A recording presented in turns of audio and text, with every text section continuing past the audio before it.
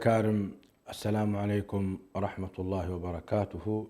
بسم الله الرحمن الرحيم. الحمد لله والصلاة والسلام على رسول الله وعلى آله وصحبه ومن اهتدى بهداه واقتفى أثره بإحسان إلى يوم الدين. أما بعد، فحلقتنا اليوم سنخصصها بشأن هجرة النبي صلى الله عليه وآله وسلم.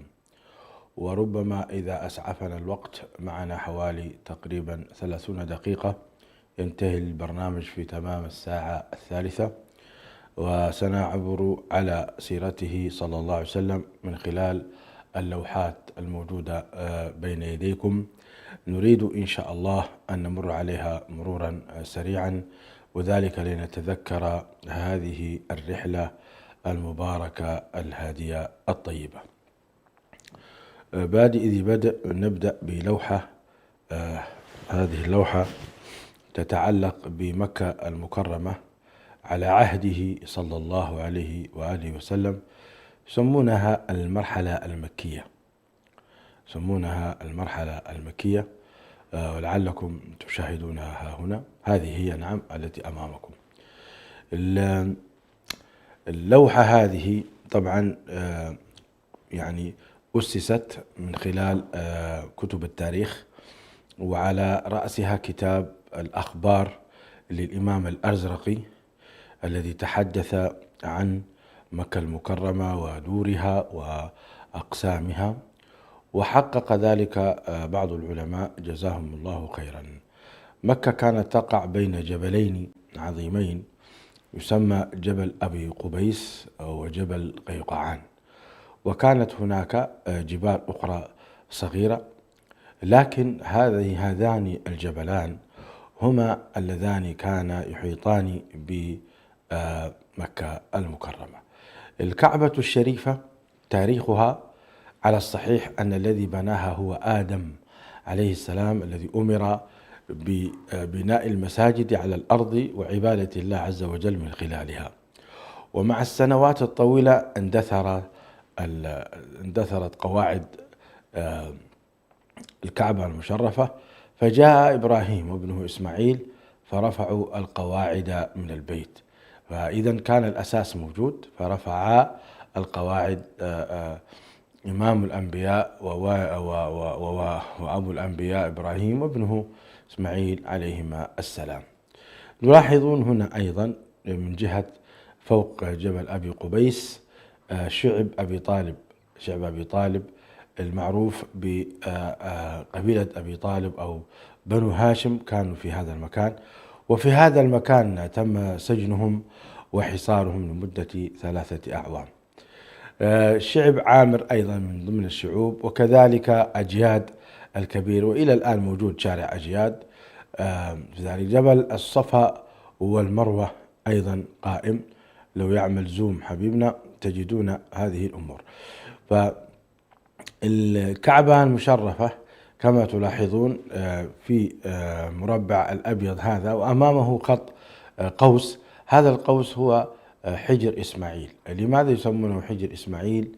لأن أهل مكة لما حاولوا بناء المسجد، إعادة بناء الكعبة المشرفة، لم يكن معهم من الأموال إلا القليل، يعني من كرام أموالهم. بقية الأموال كانت محرمة، كلها ربا، وكانوا يعرفون الربا الحلال من الحرام، فجمعوا الحلال فوجدوه لا يكفي لبناء الكعبة المشرفة، فبنوا جزء وتركوا الجزء الآخر بهذا الشكل الذي ترونه يسمى حجر إسماعيل. فمن صلى بين حجر إسماعيل وبين الكعبة المشرفة فكأنما صلى في الكعبة المشرفة. عاش النبي صلى الله عليه وسلم في هذه المدينة 53 سنة، 40 سنة قبل النبوة، ولم يكن يعلم أنه هو نبي. ثم بعد النبوة 13 عاما وهو يدعو إلى التوحيد وإلى الأخلاق الفاضلة ولكن سادات قريش وقياداتهم عادوا النبي صلى الله عليه وسلم ظلما عدوانا وليس تكذيبا له، كما قال تعالى: فإنهم لا يكذبونك ولكن الظالمين بآيات الله يجحدون. فلما اشتد به البلاء هاجر صلى الله عليه وآله وسلم بأمر من الله عز وجل إلى المدينة المنورة. ننتقل إلى اللوحة الثانية، طريق الهجرة. لما اشتد البلاء وأذن الله عز وجل لنبيه الكريم بالهجرة، اتجه صلى الله عليه وسلم من مكة باتجاه جبل ثور. هذا الجبل مشاهدي الأكارم يقع جنوب مكة المكرمة. بات فيه النبي صلى الله عليه وسلم 3 أيام، وكان في هذا الجبل معجزات وأمارات تدل على أن النبي صلى الله عليه وسلم نبي كريم. بعض العلماء يصحح هذه الروايات كنسج العنكبوت على باب الكهف، وكخروج حية من داخل حجر الغار وأرادت أن تسلم على النبي صلى الله عليه وسلم، فلغدت أبا بكر مرتين. قصة مشهورة ومعروفة في كتب السير. فقال لها: لماذا أذيت صاحبي؟ وحدثها النبي صلى الله عليه وسلم كما حدث غيره. تلاحظون مشاهدي الأكارم في الشاشة هناك خط أحمر. هذا الخط هو الخط المعهود المعروف والذي عليه الدوريات الأمنية للقبض على النبي صلى الله عليه وسلم، لأن مكة جعلت على من يقبض على رسول الله صلى الله عليه وسلم 100 ناقة، يعني تعدل في زمننا هذا 100 مليون دولار. نستطيع أن نقول 100 مليون دولار على من يقبض على النبي صلى الله عليه وسلم حيا أو ميتا. فبالتالي ليس من الحكمة السير عليه. اللون الأزرق هذا الذي سار عليه النبي صلى الله عليه وسلم. وكيف سار؟ اتفق صلى الله عليه وسلم مع رجل خريت، يعني ماهر بالطرق، اسمه عبد الله بن أريقط. اجتمع هو وأبو بكر وعمر، وهو وأبو بكر وعامر بن فهيرة في غار ثور، واتجهوا باتجاه أم السلام. فساروا باتجاه أم السلام الآن تقع مشاهدي الأكارم في منطقة الشميسي تقريبا، منطقة الشميسي على بعد يعني 25 كيلو تقريبا من مكة. ثم اتجه النبي عليه الصلاة والسلام باتجاه المدينة المنورة. لما بلغ عسفان وهي مدينة معروفة الآن، قطع طريق القوافل المعروف واتجه من الناحية الأخرى موازي للطريق. بين الطريقين تقريبا يعني ما نستطيع نحدد تحديد الدقيق، لكن كان بين الطريقين، طريق المعهود والطريق غير المعهود، لا يقل عن 15 كيلو إلى 20 كيلو مسافة. ومر النبي عليه السلام على خيمة أم معبد بعد أن نفذ عندهم الماء ونفذ الزاد، فأراد النبي صلى الله عليه وسلم أن يتزود، فمر على هذه المرأة التي كانت تكرم الضيف وتبيع أيضا بعض الأمور، فقال لها: عندكم زاد؟ فقالت: ما أعوزكم القراء والشاة عازب. يعني كانت سنة جدباء ولم تكن هناك لا ألبان ولا تمور حتى تكرم ضيفها. ونعم الضيف الذي مر بها، إنه رسول الله صلى الله عليه وسلم خاتم الأنبياء والمرسلين وسيد الأولين والآخرين. الله أكبر، الله أكبر. فوقع نظره صلى الله عليه وسلم في داخل خيمة أم معبد على شاة هزيلة مريضة، فقال: ما هذه يا أم معبد؟ قالت: هذه شاة خلفها الجهد والمرض عن صيحباتها. قال: تأذنين لي أن أحلبها؟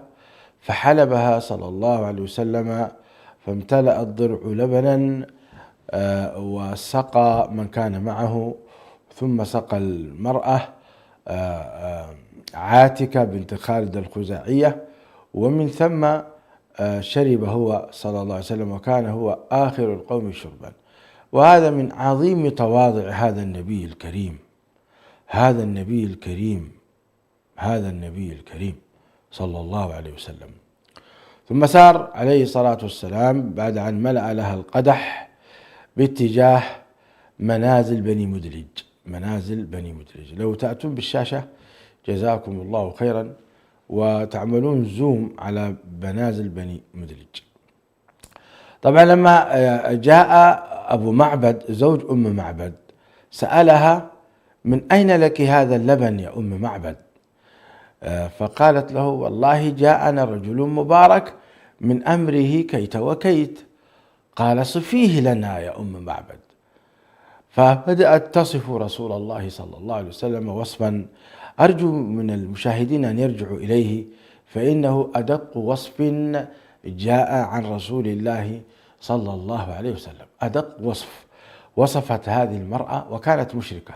طبعا المسلمون في زمن النبي صلى الله عليه وسلم كانوا لا يستطيعون أن يملأوا أعينهم من رسول الله لشدة هيبة رسول الله صلى الله عليه وسلم. الله سبحانه وتعالى آتى نبيه هيبة في وجهه ما تستطيع أن تملأ عيناك أن تملأ عينيك من وجهه عليه الصلاة والسلام. هذه المرأة كانت مشركة، لم يكن عندها هذه الهيبة، فوصفت النبي صلى الله عليه وسلم وصفا دقيقا في صوته، في طوله، بين كتفيه، في عينيه، في كراديسه، وكل ذلك وصف دقيق. فقال لها أبو معبد: والله هذا هو صاحب قريش ولأتبعنه إن شاء الله. وبالفعل أسلم أبو معبد وأسلمت أم معبد، وكان من بركة زيارة رسول الله صلى الله عليه وسلم لها أن سار عندها واديا من الأغنام، واغتنت هذه المرأة وأصبحت ثرية بفضل الله أولا، ثم بفضل رسول الله صلى الله عليه وسلم ثانيا. سراقة بن مالك بن جعشم كان يرغب في الحصول على الجائزة 100 ناقة، يعني 100 مليون دولار تقريبا، للقبض على النبي صلى الله عليه وسلم. وفي ذلك الوقت كانوا يسمونه إرهابيا أيضا، كما اليوم يسمون لكل داعية ولكل مؤمن إرهابي. فكان عليه الصلاة والسلام قد أتى بهذا الخير العظيم، واتهم بأنه يفرق بين الجماعات، وبأنه ساحر وكاهن، وبأنه ولذلك جعلوا له الدوريات الأمنية للقبض عليه صلى الله عليه وسلم، وهو من هذه الأمور براء، بل أتى بالهدى والنور صلى الله عليه وسلم. كما قال المنشد: الهجرة رحلة هادينا، الهجرة رحلة هادينا، هاجر نسيتها، جميلة جدا، راجعوا لها، شو ده جميلة. يقول فيها: الهجرة رحلة هادينا، هجر الإسلام لنا دينا، فصلاة الله على الهادي، فصلاة الله على الهادي، والكون يردد آمين آمين. جميل، سورة جميلة في هذا المجال. أي والله. فسراقة بن مالك بن جعشم لما علم بمشي النبي عليه السلام على هذا الطريق انطلق بفرسه، ولما اقترب سمع النبي صلى الله عليه وسلم يقرأ القرآن، فتأكد أن هذا هو محمد صاحب قريش، وغاست يدا فرسه في أرض جليدية صخرة، فسقط رضي الله عنه وأرضاه، لأنه أسلم على ذلك. ثم نترها وانطلق فسقط الثانية، ثم نترها وانطلق فسقط الثالثة، وخرج من رجليه من رجلي الفرس، من قدمي الفرس دخان، فطلب الأمان من النبي عليه السلام: الأمان الأمان يا محمد. فأمنه رسول الله صلى الله عليه وسلم، وقال له: كيف بك يا سراقة وقد لبست سواري كسرى؟ الله أكبر. في هذه الظروف يعده بهذا الأمر العجيب الغريب، أن معناته هذه إشارة بسقوط أقوى دولة في ذلك الوقت، أقوى دولة في ذلك الوقت.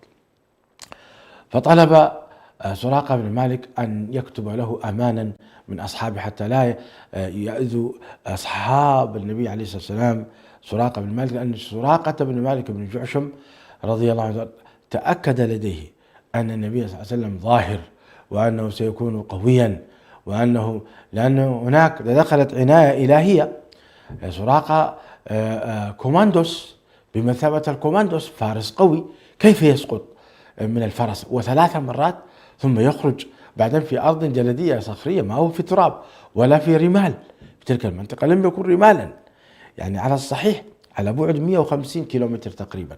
سار عليه الصلاة والسلام بعدها، بعد أن نجاه الله من سراقة بن مالك بن جعشم باتجاه الجحفة ثم أم البرك، ثم مر على بئر الطلوب. بئر الطلوب هذا يعني العلماء يذكرون أن النبي صلى الله عليه وسلم هنا احتجم صلى الله عليه وسلم ووزع شعره بين أصحابه، أعتقد في حجة الوداع، أعتقد في حجة الوداع، عفوا حجة الوداع كان محرما صلى الله عليه وسلم، ربما تكون في إحدى الرحلات.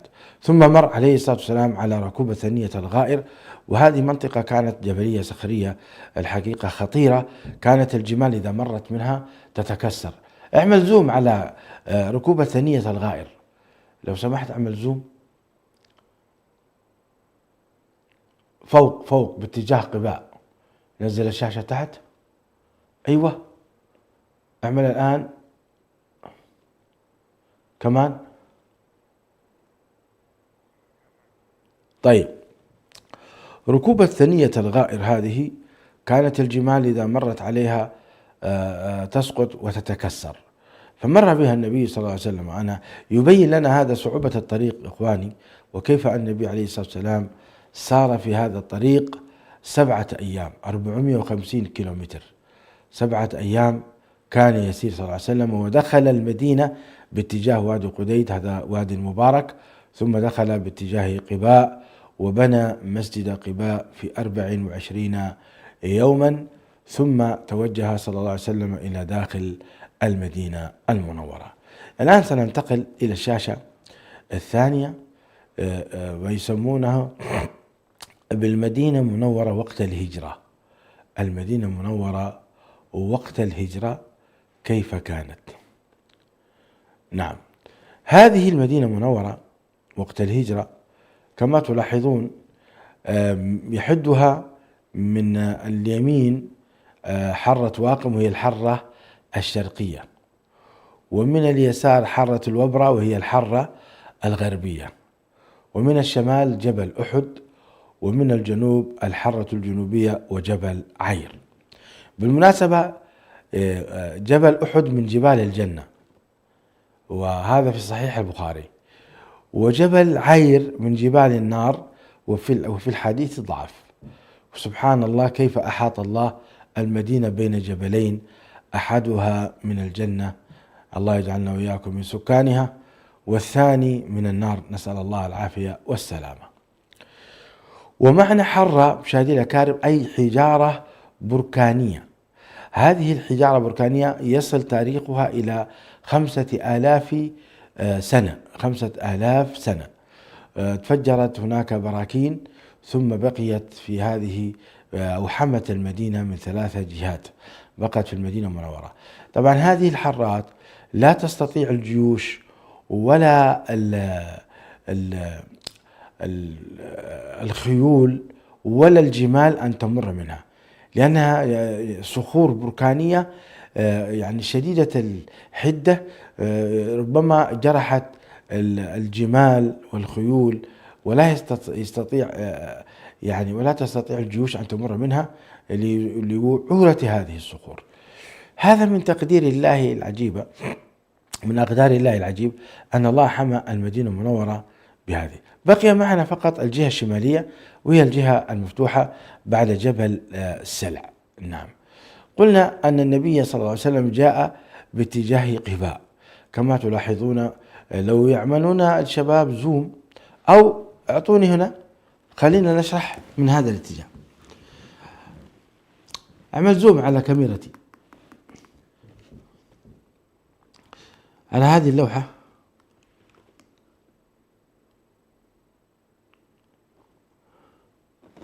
وينك يا كنترول؟ كنترول،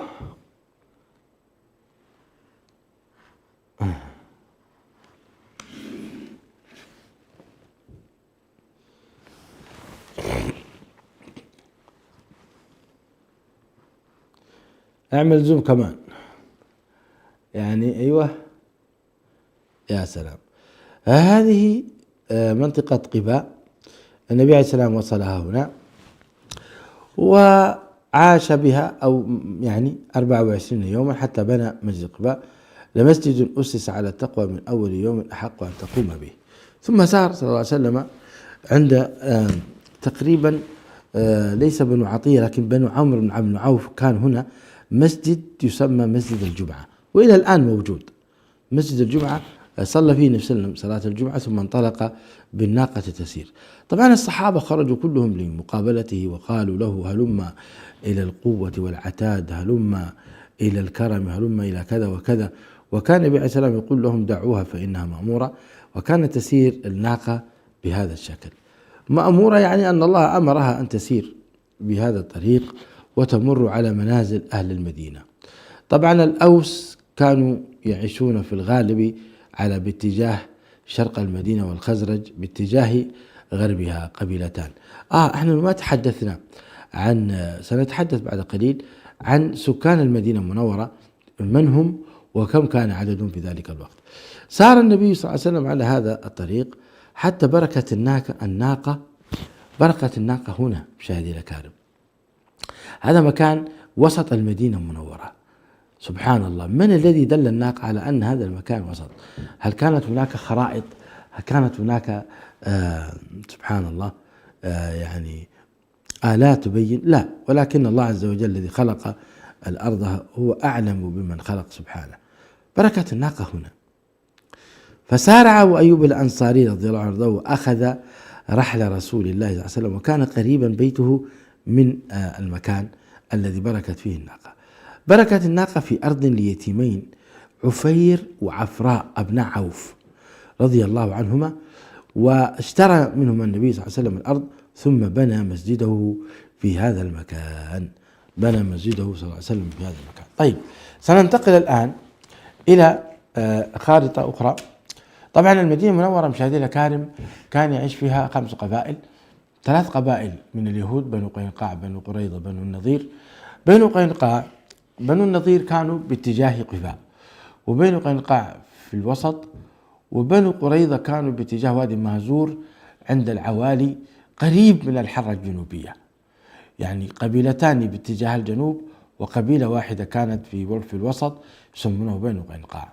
وتلاحظون أن هؤلاء اليهود أهل دنيا، كانوا حريصين جدا، كانت بيوتهم ومواقعهم بجوار الأودية حتى يستفيدون من المياه، فكانوا أهل مال حتى في ذلك الوقت. ولعل هذا بفضل ما كان ينزل عليهم من الآيات والأحاديث ومن أنبيائهم ومن هداية رب العالمين سبحانه وتعالى، فتعلموا كثيرا من الأنبياء وعرفوا من أين تؤكل الكتف.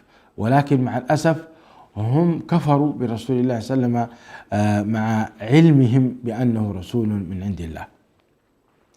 ننتقل إلى اللوحة الثانية، وهي لوحة المسجد النبوي الشريف. كما تلاحظون مشاهدي الكرام، هذا هو المسجد النبوي الشريف. سنعمل زوم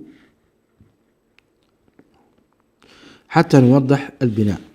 المسجد النبوي الشريف أول ما بناه صلى الله عليه وسلم هذا اللون العنابي، بناه عليه الصلاة والسلام 70 ذراعا 70 ذراعا شرقا وغربا، 30 ذراع شمالا وجنوبا، ليس كذلك؟ نعم. باتجاه الشمال، شمال وجنوب 70 ذراعا يعني 35 متر. باتجاه الشرق والغرب، ولكن شرقوا أو غربوا، باتجاه الشرق والغرب كان يعني كما يذكر مؤرخون 30 ذراعا يعني حوالي 15 متر. هذا تصوير تقريبي كما تشاهدون. فجاء بعد ذلك أبو بكر الصديق ووسع المسجد النبوي الشريف توسيعة من الجهات الثلاث. ثم جاء عمر بن الخطاب رضي الله عنه وأرضاه هذا اللون الوردي فوسعه أيضا رضي الله تعالى عنه وأرضاه. ثم جاء عثمان بن عفان ووسع المسجد النبوي. وكما تلاحظون أن توسعة الخلفاء الراشدين الثلاثة لم تتطرق إلى حجرات النبي عليه الصلاة والسلام أو حجرات أمهات المؤمنين بهذا الاتجاه. لما جاء عبد الملك بن مروان غفر الله له أمر عمر بن عبد العزيز أن يهدم الحجرات وأن يحيط بقبر النبي عليه السلام قبر صاحبيه بحجارة ويبني لها حجرة خاصة ويهدم بقية الحجرات. فما رؤي في ذلك اليوم يعني باكيا أشد من ذلك اليوم. ثم أدخل بهذه الطريقة فأصبح القبر داخلا إلى المسجد النبوي الشريف. هيأ الله عز وجل للقبر النبوي يعني بلاد الحرمين الشريفين وحموه من الإشراك بالله ومن التبرك به كما هو حاصل الآن. نسأل الله تعالى أن يقيض لهم من يخرج القبر من المسجد النبوي الشريف، لأن هذا خلاف السنة. وقد يعني لام كثير من الصحابة عبد الملك بن مروان على ما فعل. عفوا أنا كان يدي يتعرض. ثم جاءت توسعة خادم الحرمين. طبعا هنا توسعة يعني الملك عبد العزيز بعد التوسعات هذه قايتباي وتوسعات الدولة العثمانية، ثم جاءت توسعة الملك عبد العزيز رحمه الله وتوسعة خادم الحرمين الشريفين الملك فهد بن عبد العزيز. انظروا توسعة فهد بن عبد العزيز. وكان هناك توسعة لخادم الحرمين الملك عبد الله بن عبد العزيز لكنها توقفت. واليوم أصبح المسجد النبوي كأنه قصر عظيم.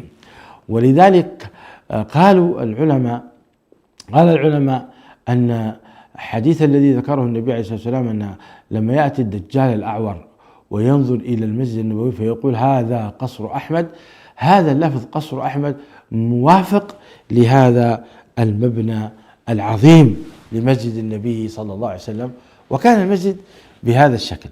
وطبعا الصحابة يعني هم الذين عاونوا النبي صلى الله عليه وسلم في بناء المسجد، وكانوا يقولون هم يبنون اللهم لا عيش إلا عيش الآخرة، اللهم اغفر للأنصار والمهاجرة، لئن عمل النبي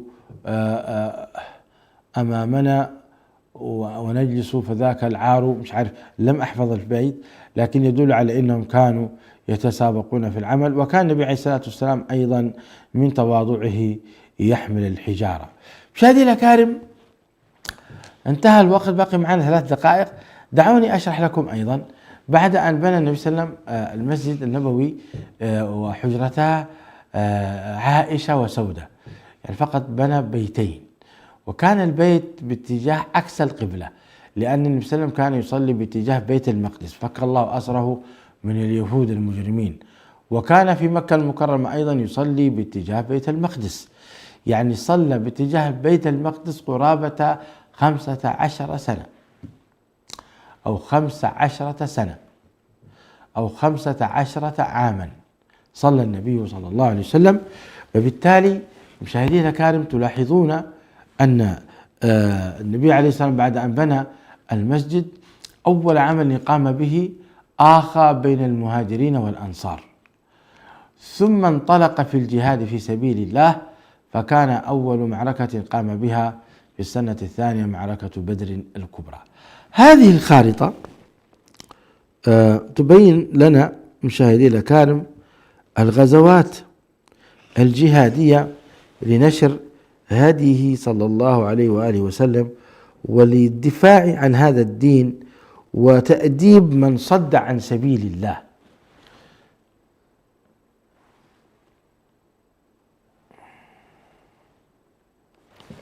قرب الزوم يا حبيبي، ادخل هنا، ادخل في الشاشة يا أخي، يا أخي أنت ادخل في الشاشة مالك.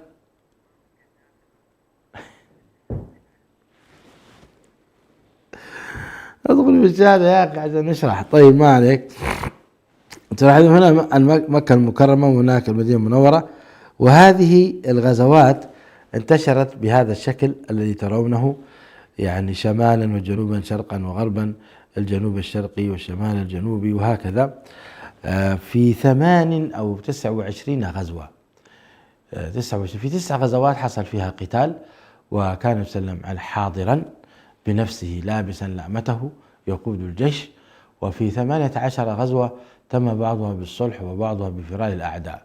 عدد القتلى من الفريقين 1119 رجلا، 259 قتيل مشرك، لا 259 شهيد و750 قتيل مشرك.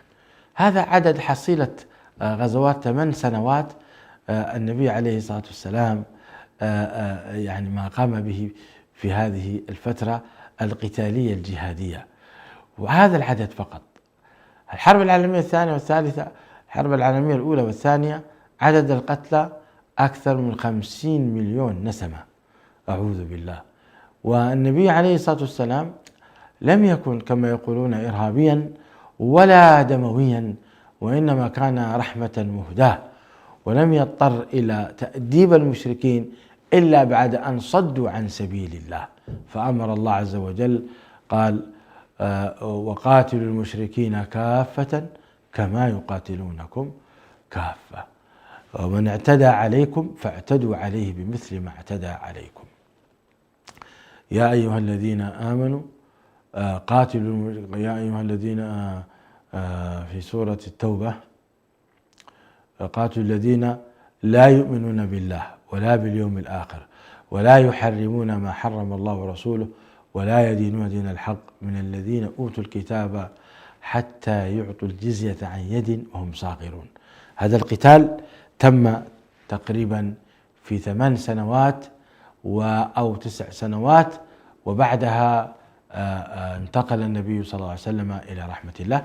في الأسبوع القادم إن شاء الله سنشرح لكم كيفية تفاصيل هذه الغزوات عبر المجسمات إن شاء الله. أسأل الله تعالى أن تكونوا قد استمتعتم مشاهدي الأكارم، عشنا جوا جميلا مع رسولنا الكريم صلى الله عليه وسلم. نسأل الله تعالى كما جمعنا به في هذه الأحاديث أن يجمعنا به في جنات الفردوس الأعلى وجها لوجه.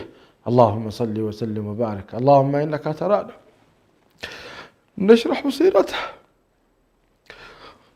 ولم نرتق به، وقد أحببناه ونعمل بسنته وندافع عنه، فلا تحرمنا أن نلتقي به يوم القيامة ونحن في الفردوس الأعلى معه في الجنة يا رب العالمين. اللهم صل وسلم وبارك وأنعم على نبينا محمد. السلام عليكم ورحمة الله وبركاته.